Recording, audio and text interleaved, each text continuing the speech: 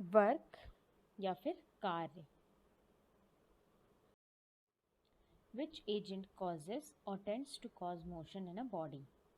कौन सा एजेंट है जो किसी भी बॉडी में मोशन के लिए रिस्पॉन्सिबल रहता है? तो वो क्या फोर्स, वो क्या मोशन, वो क्या एजेंट है? वो है फोर्स या फिर बल, जो कि किसी भी बॉडी के अंदर मोशन को प्रोड्यूस करता है। तो व्हाट इज फोर्स? तो द एजेंट विच स्टॉप्स और tends to stop the motion, ये वो एजेंट है जो कि मोशन को स्टॉप करता है या फिर उस मोशन को प्रोड्यूस करता है। तो हमें इससे पता चला, ये फोटो हम देख सकते हैं। तो विच path is the shortest in the figure shown. तो इससे हमें साफ दिख रहा है द रेड वन, जो पाथ जो रेड कलर से शो किया गया है, सेकंड पाथ जिसे हम देख पा रहे हैं वो शॉर्टेस्ट है। तो what does the shortest path called, और ये जो सबसे छोटा पाथ कहलाता है, ये कहलाता है हमारा displacement. Which quantity depends upon the force and displacement. कौन सी क्वांटिटी जो है वो डिपेंड करती है फोर्स और डिस्प्लेसमेंट पे? वो है हमारा वर्क या फिर हमारा कार्य, जो कि डिपेंड करता है हमारा फोर्स और डिस्प्लेसमेंट। तो वर्क क्या है? वर्क क्या है? कार्य। Someone pushes against a brick wall and does not able to move it, and a boy studies a book for few hours. दो तरीके से वर्क को हम बता सकते हैं कि भाई, एक है हमारा कोई बच्चा, कोई इंसान, कोई भी व्यक्ति किसी एक वॉल को पुश कर रहा है, लेकिन वो वॉल जो हमारी दीवार है वो मूव नहीं हो रही है और कि उसकी कोई उस पोजीशन में चेंज नहीं आ रहा है। और यहाँ सेकंड तरीके से क्या हो सकता है? A boy studies a book for few hours. क्या ये भी वर्क है? अगर एक बच्चा घंटों बैठा किताब पढ़ रहा है। और फिजिक्स जो है हमारी वर्क को अलग से डिफाइन करती है। तो क्या कहती है हमारी फिजिक्स की work is said to be done when a force acts on a body and moves it through a certain displacement. जब जब ही वर्क होगा किसी बॉडी पे, जब उस बॉडी पे फोर्स लगाया जाता है और वो फोर्स जो होता है उस बॉडी को कुछ सर्टेन डिस्प्लेसमेंट तक मूव करता है। जैसे इस पिक्चर में हमें दिख रहा है m जो है इसकी इनिशियल वेलोसिटी, जहाँ से इनिशियल पोजीशन है उसकी मास m की, जहाँ पर हम फोर्स F अप्लाई करते हैं और डिस्टेंस d मूव ये कर देता है। सर्टेन डिस्प्लेसमेंट है इसका d, और इसका न्यू पोजीशन दूसरा m, जहाँ पर दूसरा हमारा बॉक्स दिख रहा है ये हो जाता है। तो ये जो डिस्प्लेसमेंट है इसका d, इसको हम कहते हैं work is said to be done.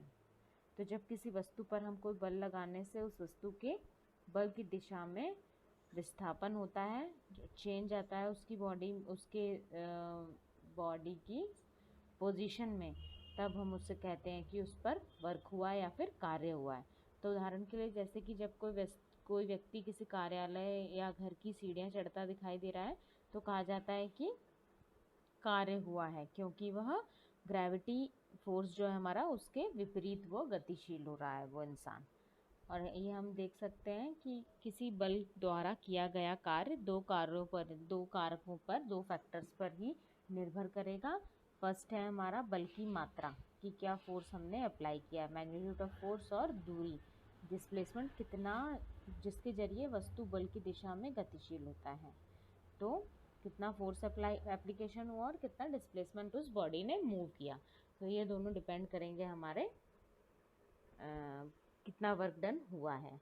इसीलिए हम कहेंगे कि कार्य को बल एवं दिशा में वस्तु के विस्थापन के गुणनफल द्वारा मापा जाता है। ठीक है, कार्य को क्या है? बल एवं बल की दिशा। तो F इंटू डी जो होगा वो हमारा वर्क डन हो जाएगा। तो यह एक अदिश या फिर हमारी स्केलर क्वांटिटी होती है, स्केलर राशि है, अदिश राशि है। और इसका जो SI जो मात्रक है हमारा, इसका यूनिट होता है जूल। तो हम कह सकते हैं F is equal to W is equal to F into S, या फिर बल इंटू दूरी, बल की दिशा में तय की गई दूरी जो है वो दूरी हुई हमारी।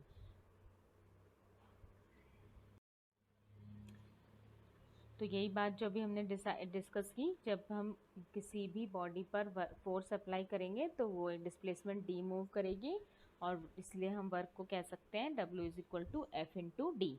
और हमने ऑलरेडी देखा है कि वर्क स्केलर और वर्क के वेक्टर्स के बारे में।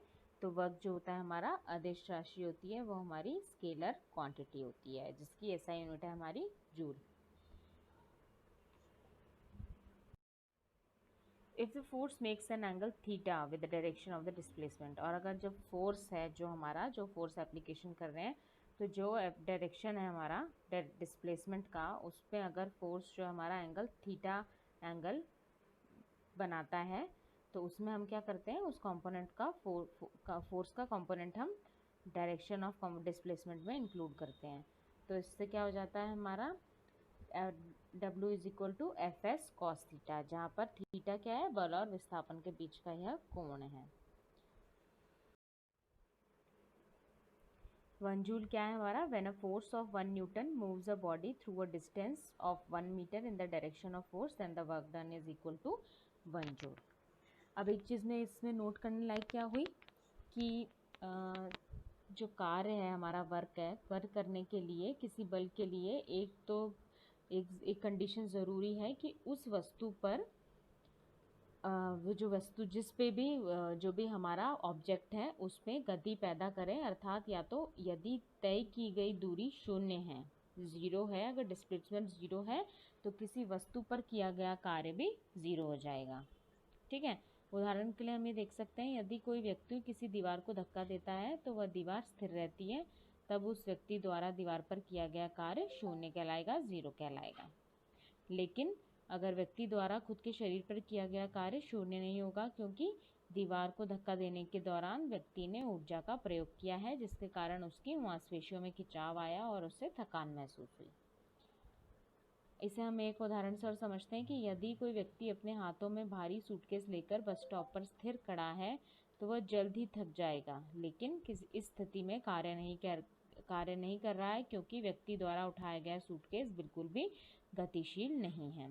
इसीलिए अब ये स्पष्ट है कि किसी वस्तु पर सिर्फ बल लगाने से कार्य नहीं होता, कार्य तभी होता है जब बल लगाने से वस्तु गतिशील होती है। तो अब केसेस ऑफ वर्क में हम देखें, पॉजिटिव वर्क कब कहलाएगा, when the force and displacement are in the same direction, और थीटा इज इक्वल टू 0 है तो W is equal to F into D cos 0 degree, तो F cos 0 is equal to 1, तो W का मान हो जाएगा हमारा F into D. In this case work done is maximum, इस केस में वर्क डन जो है हमारा मैक्सिमम होता है, और ये क्या होता है, इक्वल टू क्या होगा, मैग्नीट्यूड ऑफ फोर्स और डिस्प्लेसमेंट। जीरो वर्क केस में when the force is perpendicular to displacement, तो theta is equal to 90 degree, तो cos 90 इक्वल्स टू 0, तो work done is equal to 0, और इस केस में वर्क डन जो है हमें 0 मिलेगा। ये देखो आप, ये है केस एग्जाम्पल है, person is carrying a bucket full of water with force F and कुछ डिस्टेंस हो, कुछ डिस्प्लेसमेंट कवर करेगा, और ये आदमी सर पे सूटकेस लेके जा रहा है, तो भी वो वर्क डन हो रहा है, क्योंकि इसमें फोर्स भी लग रहा है और डिस्प्लेसमेंट भी है।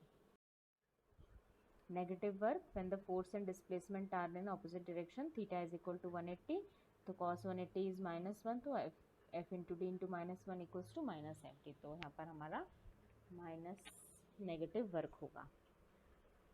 अगर ग्रेविटी के अगेंस्ट अगर कोई कार्य किया जाता है तब क्या होता है, तो जब कभी भी गुरुत्वाकर्षण के विपरीत कार्य किया जाता है तो किए गए कार्य की मात्रा वस्तु के वजन और जिस माध्यम से के द्वारा वस्तु को उठाया जाता है उसकी ऊर्ध्वाधर दूरी के गुणनफल का समान होता है। जैसे कि किसी वस्तु को उठाने में किया गया कार्य इज इक्वल टू वस्तु का वजन इंटू ऊर्ध्वाधर दूरी, तो W is equal to mgh, जहाँ पर क्या है, W इज इक्वल टू किया गया कार्य, m इज इक्वल टू वस्तु का द्रव्यमान, g इज इक्वल टू गुरुत्वीय त्वरण, और h इज इक्वल टू ऊंचाई जहाँ तक हम वस्तु को उठा रहे हैं। तो देख सकते हैं आप condition for negative work.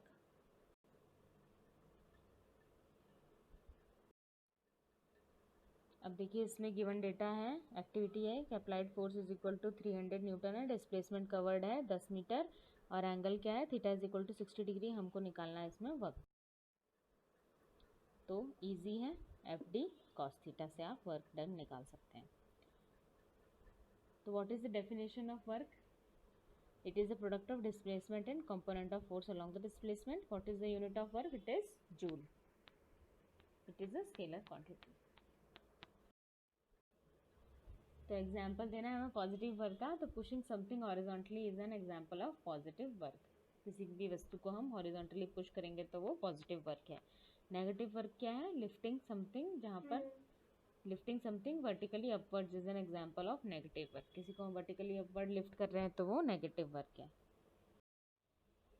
Example of zero work क्या है? If a person holds the pail in his hands and walks along a level surface. फिर आती है हमारी पावर। पावर क्या है? कार्य करने की शक्ति दर को, कार्य करने की दर को शक्ति या फिर पावर कहते हैं। यह एक आदेश राशि होती है। एबिलिटी टू डू वर्क जो है हमारी, वो ही पावर है। ये एक आदेश राशि है। इसकी जो ऐसा यूनिट होती है वो वॉट होती है। तो पावर क्या होती है? Work done divided by time taken.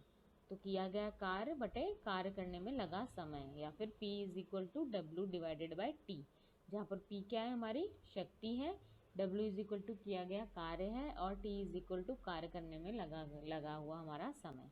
इसके अलावा जब हम वर्क डन होता है जहाँ पे, तो उसमें कार्य के बराबर या वर्क के बराबर मात्रा में ऊर्जा खर्च होती है। इसलिए शक्ति को ऊर्जा की खपत या उपयोग के दर के रूप में भी परिभाषित किया जाता है। तो शक्ति क्या हो गई? ऊर्जा खपत डिवाइडेड बाय ऊर्जा खपत करने में लगा समय, जहाँ, या फिर P is equal to E divided by T, जहाँ पर P इज इक्वल टू शक्ति, E इज इक्वल टू उपयुक्त ऊर्जा, और T is equal to time taken, या फिर ऊर्जा खपत करने में लगा गया समय। फिर हम देखें इसमें power is equal to force into displacement divided by time. Power is equal to force into velocity. तो शक्ति जो है हमारी, शक्ति का ऐसा ही मात्रक वॉट होता है। एक वॉट किसी उपकरण की वह शक्ति होती है जिसके कारण वह 1 जूल प्रति सेकंड की दर से कार्य करता है। तो एक वाट की क्या वैल्यू हो जाएगी? 1 जूल पर सेकंड, या फिर 1 watt is equal to 1 J per second. 1 kilowatt is equal to 10⁻³ watt, और 1 megawatt is equal to 10⁻6 watts. तो हॉर्स पावर क्या हुई? अश्वशक्ति। शक्ति की एक अन्य इकाई है जो 746 वॉट के बराबर होती है, अर्थात एक अश्वशक्ति या हॉर्स पावर लगभग 0.75 किलोवाट के बराबर होती है। 1 watt second is equal to 1 watt into 1 second, और 1 WH is equal to 3600 joule. 1 kilowatt घंटा, या फिर 1 kWh is equal to 3.6 into 10⁻6 joules.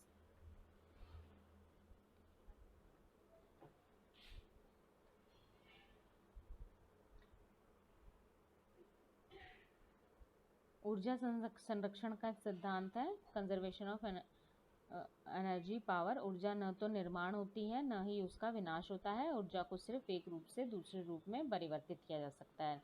Neither created not destroyed, it can only be transform from one form to another. जब किसी एक रूप में ऊर्जा का उपयोग होता है तो दूसरे रूप में समान मात्रा में ऊर्जा उत्पादित होती है। इसलिए ब्रह्मांड की कुल ऊर्जा नियत बनी रहती है। एनर्जी,